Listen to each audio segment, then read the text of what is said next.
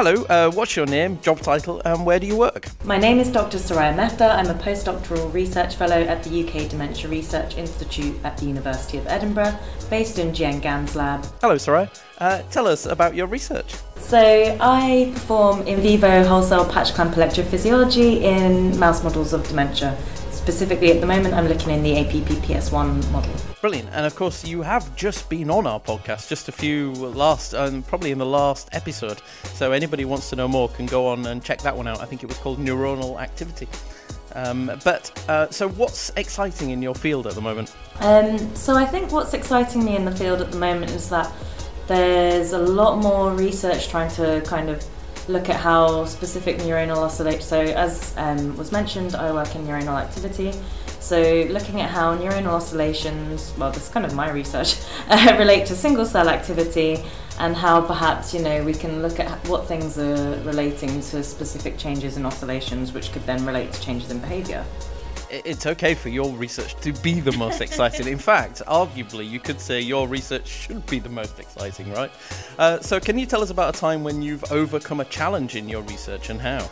For anyone who has any idea about electrophysiology, I think that you might hear a lot of swearing if you ever know an electrophysiologist, or a lot of frustration. So that's always my general challenge, is just trying to get the technique to work. And so there's a lot of technical fine-tuning, and actually I've set up the technique that I'm using twice now, and realistically that's a big challenge in itself, just setting up a technique from scratch.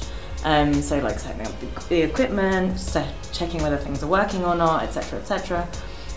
And then maybe the experiment that you had planned out really just wasn't feasible, let's say.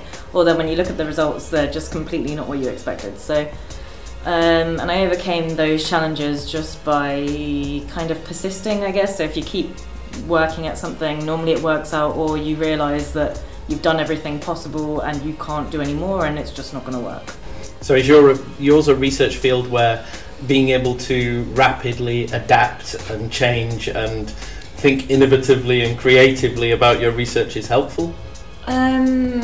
Yes and no. I think stubbornness is quite useful in my field more than rapidly changing and adapting, because the experiments can take quite a long time, so you need to kind of persist enough to make them work.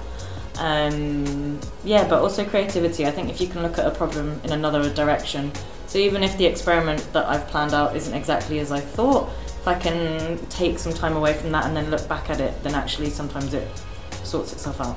We're coming towards the end of the ECR day today at the AOUK conference. Can you tell us one of your highlights from the day, and maybe something you'll be taking away and putting to use? My highlight was playing to your strengths in your career.